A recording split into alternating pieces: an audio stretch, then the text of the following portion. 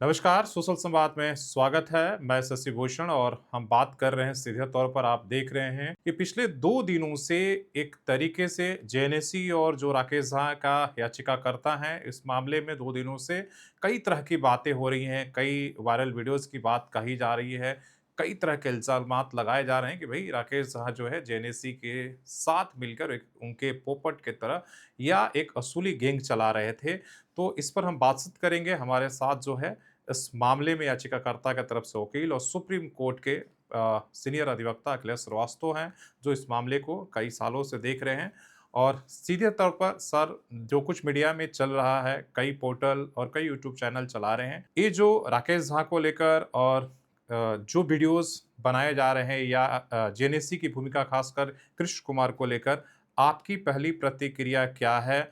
इस पर आप क्या किस तरीके से इस पूरे मामले को देख रहे हैं? देखिए 3 वीडियो आए हैं, किसी यूट्यूबर ने 3 वीडियो बनाए हैं जिसमें हुँ, एक तो उसने कोई व्हाट्सएप मैसेज था उसको उसने दिखाया और हुँ, बाकी 2 दिन उसने दिखाए 2 उस ऑडियो क्लिप उन्होंने सुनाए लोगों को।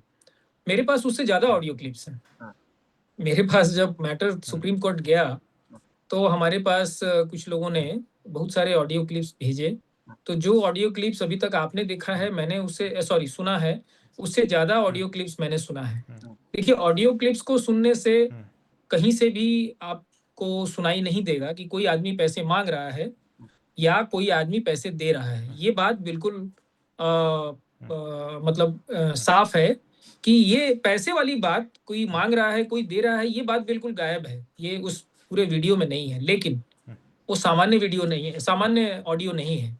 यानी जो बातचीत हुई है, हुँ, वो सामान्य बातचीत नहीं है क्योंकि कोई हुँ, एक याचिकाकर्ता हुँ, जो एक पब्लिक इंटरेस्ट हुँ, लिटिगेशन पिटीशन फाइल करता है कि जमशेदपुर की हुँ, जो इकोलॉजी है उसको जेएनएसी ने बर्बाद कर दी है। जेएनएसी और बिल्डरों ने मिलके हुँ, 1900 से ज़्यादा अवैध निर्माण किए हैं। जो आदमी हुँ, ऐसी कोई याचिका लगाएगा, उसको इतने लोगों से बातचीत करने की क्या ज़रूरत है? हुँ, मतलब मेरे पास जितने हैं हुँ, उससे लगता है कि शायद 150, 200, 400, 500 कुछ भी हो सकता है। हुँ, नंबर का कोई ठिकाना नहीं, कोई मुझे लगता है कि हुँ, 20 के आस-पास तो ऑडियो क्लिप मेरे पास है। हुँ, तो उसमें जो हुँ, बातचीत है वो सामान्य बातचीत नहीं है। भले पैसे की बात नहीं हो कि कोई एक पक्ष पैसा माँग रहा है, हुँ, दूसरा पक्ष पैसा दे रहा है, ये बात नहीं है। लेकिन वो सामान्य बातचीत नहीं है। वो असामान्य बातचीत है। उसको सुनने से हुँ, लगता है कि उसमें कुछ ऐसी चीज़ें हैं, हुँ, जो गोपनीय हैं, जो हम लोगों को नहीं हुँ। पता है या उसको सुनने से पता नहीं लगता है। कहा जा रहा है कि भई इस याचिका के आड़ में या एक वो एक तरीके से वसूली के धंधा चला रहे थे, तो क्या आप इसे सच मान रहे हैं या षड्यंत्र का साजिश हो सकता है इसलिए कि मामला सुप्रीम कोर्ट तक पहुँच चुका? देखिए हमारे पास जो कुछ लोग आए थे, मैं हुँ, नाम नहीं बताऊँगा, बहुत सारे हुँ, लोग हमारे पास आए। हुँ, तो मैंने उनको कहा कि देखिए मैं तो जब पहले दिन गया हुँ, कोर्ट में, हुँ, तो उस दिन सिचुएशन ये थी कि कोर्ट को हुँ, पिटिशनर के क्रेडेंशियल पर डाउट था, हुँ, इंटीग्रिटी पर डाउट था। हुँ, और जो बात कही गई थी कोर्ट के सामने, हम उसको काउंटर करने गए थे। तो मैंने जाके कहा कि आपके पास कोई दस्तावेज नहीं है, हुँ, जिसके आधार पर आप जो याचिकाकर्ता हैं, उनके हुँ, क्रेडिबिलिटी पर डाउट करें।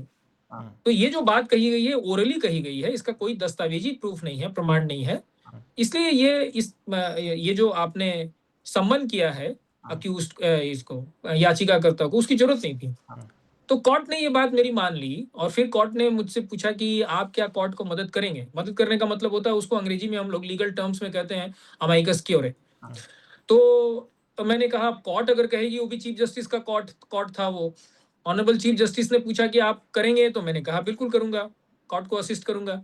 तो from the day one I became an amicus curiae in this case, यानी कि जो पीआईएल है, पब्लिक इंटरेस्ट लिटिगेशन है, हम उसमें कोर्ट के मित्र हैं, हम कोर्ट को असिस्ट कर रहे हैं। हुँ, हम आइडियली राकेश झा के वकील हैं नहीं। हुँ, लेकिन चूंकि राकेश झा याचिका करता है, तो मैटर अगर कोई आदमी अगर कोई एफिडेविट फाइल करेगा, उसका कोई जवाब फाइल करना होगा, तो राकेश झा को शायद साइन करना पड़ेगा। जैसे जब सब सारे लोग चले गए सुप्रीम कोर्ट, तो वहां जो पिटिशन फाइल हुए, उसका जवाब फाइल करने के लिए कोर्ट ने कहा, तो उसमें राकेश झा को दस्तखत करना है, उस जो एफिडेविट बनी और उन्होंने किया और वो फाइल हुआ। लेकिन मैं कोर्ट में उनको रिप्रेजेंट नहीं कर रहा हूँ, पहली बात। दूसरी बात ये है कि कोई बड़ी बात और कोई नई बात नहीं है हुँ, कि आपने जो सवाल पूछा कि जो हुँ, पिटीशन फाइल हुआ है पब्लिक इंटरेस्ट लिटिगेशन, हुँ, क्या उसके पीछे मकसद हुँ, कुछ और था? हो सकता हुँ, है। हुँ। अब ये तो जांच का विषय है। हुँ, अगर जो ऑडियोज आए हैं, जो क्लिप्स आए हैं, जो हम लोगों ने सुना है, और जो उन्होंने एक व्हाट्सएप मैसेज दिखाया, अगर ये पुलिस के पास, यानी कि जो इन्वेस्टिगेटिंग एजेंसी है उसके पास जाए और ये फर्दर जांच करे उसके आगे, ये हम और आप तो नहीं कर सकते हैं, क्योंकि हम लोग तो इन्वेस्टिगेटिंग एजेंसी नहीं है, हमारे पास कोई अथॉरिटी नहीं है। फर्दर जांच हो, उसमें कुछ बात और निकले, कुछ और प्रमाण अगर आए, तब वास्तव में पता चलेगा कि इसके पीछे एक्सटॉर्शन की बात थी, इसमें और लोग इन्वॉल्व हैं कि नहीं, कौन किसका एजेंट है, किसने करवाया। ये सारी बातें जब तक जांच नहीं होगी तब तक पता नहीं चलेगा। तो मैं एडवोकेट के रूप में इस पर स्पेकुलेट करना नहीं चाहूंगा, क्योंकि मेरा काम नहीं है वो। तो क्या कह सकते हैं क्या जो कहा जा रहा है, जो उस वीडियोज़ में कहा जा रहा है बार-बार कि भई क्या राकेश कुमार जो है वो जेनेसी के साथ मिलकर ये एक पीआईएल का खेल खेल रहे थे, उसके वसूली का खेल रहे हैं। क्या आप मान रहे हैं कि ब्लैकमेल करने के लिए ऐसा ऐसा कुछ आपको लगता है? देखिए, वो जो आप वीडियो सॉरी हाँ, जो 2 वीडियो आई है जिसमें 2 ऑडियो क्लिप सुनाया गया है और जो उन्होंने व्हाट्सएप मैसेज दिखाया, उससे तो नहीं लगता है। लेकिन मुझे जिन हुँ, लोगों ने अप्रोच किया, मुझसे जिन लोगों ने हुँ, बात करने की कोशिश की, उन्होंने ये कहा कि ये सारा कुछ जेएनएससी के जो अधिकारी हैं, उन्होंने ओरली हम लोगों को कहा कि आप बनाइए, और उसके बदले में जो क्विड प्रो को होता है, वो उन्होंने माना कि एक क्विड प्रो को के तहत हम लोगों ने बनाया। हमको कहा गया, हमको जेएनएससी के लोगों ने कहा कि आप बनाइए और आप निश्चिंत रहिए, हम लोग कोई एक्शन नहीं लेंगे। बाद में जब 2018 में या शायद उसके बाद, हो सकता है फाइल करने के समय जिसमें दायर किया गया हो, उस समय ये बात नहीं होगी, लेकिन बाद में ये लगता है कि उसको दायर करवाया। उनका कहना है, ये मेरी मेरी कोई राय नहीं है, क्योंकि मैं जानता नहीं हूँ इसके बारे में। उन जो लोग जिन लोगों ने मुझे अप्रोच किया, उनका कहना है कि इसको दायर करवाया जेएनएससी ने, और उसके बाद फिर बार्गेन करना शुरू किया कि आपने तो गलत बनाया है, आपने तो अवैध निर्माण किया है, तो आप अगर पैसे नहीं देंगे तो आपका अवैध निर्माण तोड़ दिया जाएगा। तो ये नेक्सस, ये जो आरोप है, ये आरोप है, इसमें कोई डाउट नहीं है, इसमें कोई शक नहीं है। और ये आरोप मेरे पास लोग लेके आए, तो हम जानते हैं इस बात को। लेकिन जो 3 अभी वीडियोज़ आए हैं, उससे ऐसा कुछ नहीं पता चलता है कि वो कह रहे हैं ये बात। तो इस वीडियो का मकसद क्या आपको क्या लगता है? कौन है राकेश झा और कौन इनके साथ क्या कनेक्शन है, वो कह रहे हैं। लेकिन ये सारा कुछ स्पेकुलेशन है, उस ऑडियो क्लिप से ये पता नहीं चलता, एस्टैब्लिश नहीं होता। क्या आपको क्या मकसद क्या लग रहा इसलिए है? मैं उसको सबूत के हिसाब से उसको उसका मूल्यांकन करूँगा। तो उन तीनों वीडियोज़ में ये सबूत नहीं आया है अभी तक कि राकेश झा का जेएनएससी के साथ कोई कनेक्शन है और राकेश झा से जेएनएससी ने ये फाइल करवाया, ये सबूत नहीं आया है। सबूत आएगा तो सब लोग मान लेंगे, हम भी मान लेंगे। तो कोर्ट आगे क्या आप अगर ये मामले कोर्ट तक जाते हैं तो आगे आप राकेश झा को प्रोटेक्ट करेंगे या आपकी भूमिका क्या रहेगी? नहीं करेंगे, ना बिल्कुल नहीं, बिल्कुल नहीं। देखिए, एक बात मैं आपको हुँ, बताता हूँ।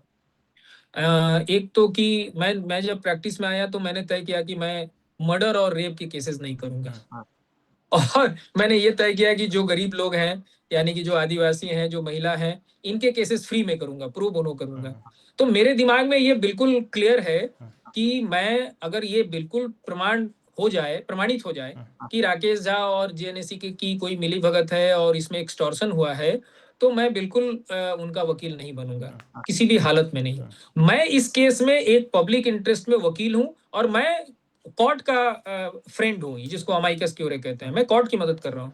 इससे ज़्यादा मेरी भूमिका नहीं है। इसके बाद अगर कोई मैटर, इनके खिलाफ कोई क्रिमिनल केस होगा, या ये मैटर, ये सारे दस्तावेज लोग जाके अगर हाई कोर्ट में या सुप्रीम कोर्ट में दिखाएँगे, मैं उसको बिल्कुल डिफेंड नहीं करूँगा। मैं हूँ भी नहीं उसमें। मैं राकेश राकेश झा का वकील नहीं हूँ। मैं जेएनईसी का वकील नहीं हूँ। मैं तो पब्लिक का वकील हूँ। तो क्या इ इससे इस वीडियो जो कुछ आया है, क्या इस खबर से किस केस पर फ़र्क पड़ेगा आपको लगता है? नहीं, केस पर कोई फ़र्क नहीं पड़ेगा। देखिए, ये बात सिंपल हुँ, साफ है, आप मेरा इंटरव्यू पहले भी लिए हैं, कि जो बिल्डिंग्स हुँ, बने हैं, वो जो प्लॉट एरियाज़ हैं, प्लॉट एरिया का 50% में बिल्डिंग बन सकता है कानूनी तौर पर।